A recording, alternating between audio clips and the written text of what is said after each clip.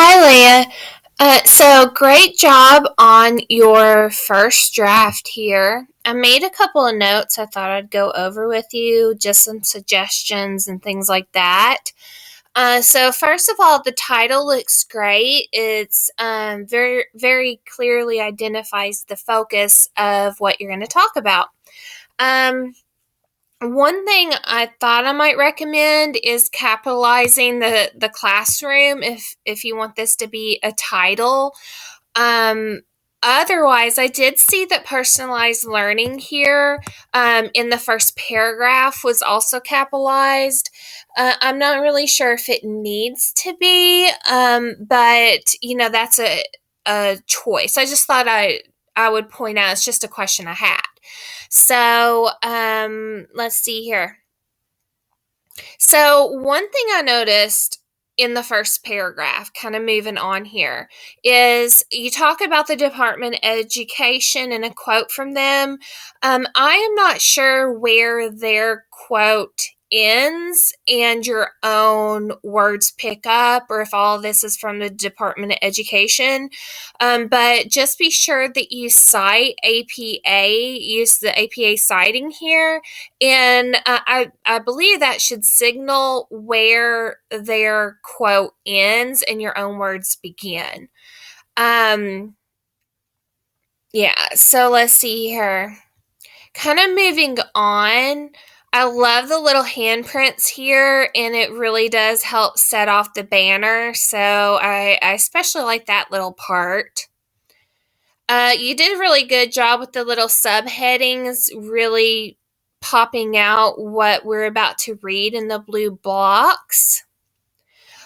Just kind of nitpicking here, I would probably, in the first sentence, when you say providing information to students and teacher, I would make teacher plural, teachers alike. That's just something that stood out to me.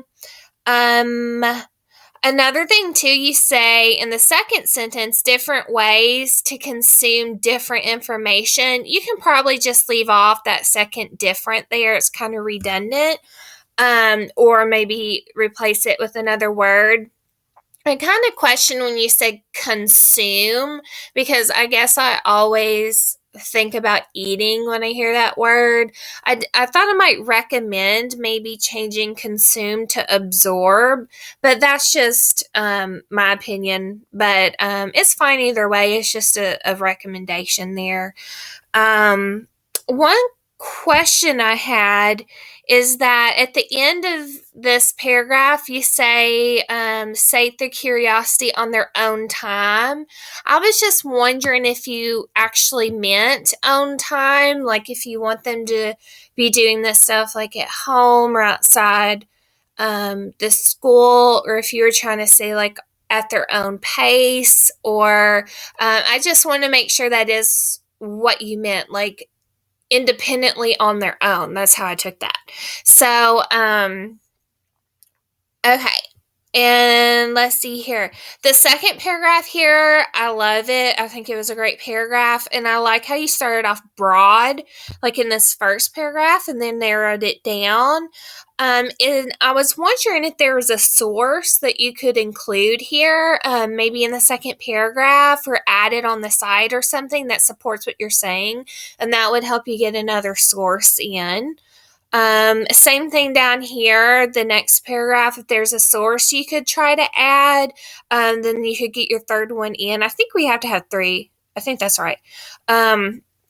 But anyway, there's lots of different ways you can do it. And if you're trying to, like all this white space, you could actually kind of shift these down a little bit and add little blurbs. Like in between if you wanted to get those sources in, or you can just add it to the blue blocks, whatever you want. It's just an idea. For this one here, let's see here. I actually had to reread this first sentence when it says personalized learning emphasizes student success and demonstrated mastery instead of completion of a class. So here, it's just how the sentence is paralleled. I thought you were saying just at first read that it emphasized student success and demonstrated mastery instead of them completing a class. That's kind of how I read it at first. So I think you either need like a comma here in front of instead, or maybe move it up to like where it says personalized learning instead of completion of a class, comma, emphasizes student success. You know what I mean? So that way, I just had to read it a second time, so I wanted to point it out. You can do with it what you will. I was also wondering when you said about the unique classes here. You said under this model, students are put in unique classes. So I was wondering if you could clarify what you meant here, because I wasn't sure if you meant they were literally put and like split out into different classrooms, that type of classes, or if you were talking about like groups or like exactly what you meant there. So I was just hoping maybe you could like zone it in a little bit or clarify a little better what you meant, because I'm not sure if you have like a new idea of how to apply this or if you're talking more about the concepts that I'm familiar with. So I was just hoping you could expand on that or clarify a little more. And all of this is very visually pleasing. If you end up with a lot of white space, that's no big deal because you can just adjust the size of your document. And that's a pretty easy thing to do. So I would just get on here everything how you want it, and then you can go in and adjust it if necessary. I would make a copy once you have everything together, make a copy of it, and then play around with the settings on the copy so then you still have your original. But the only other thing to add is don't forget to have like the little reference area for your sources. So when you have like here the Department of Education, again, make sure you put like, the copyright date or whatever in here where, cite it with APA, you know what I mean?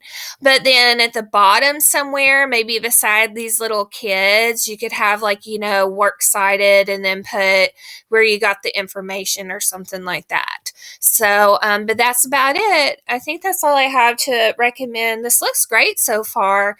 So I can't wait to, oh, I didn't even see that last part. It must have been freezing on me, sources and all that jazz. Okay. So it looks like that's where you're going to put where you got your sources.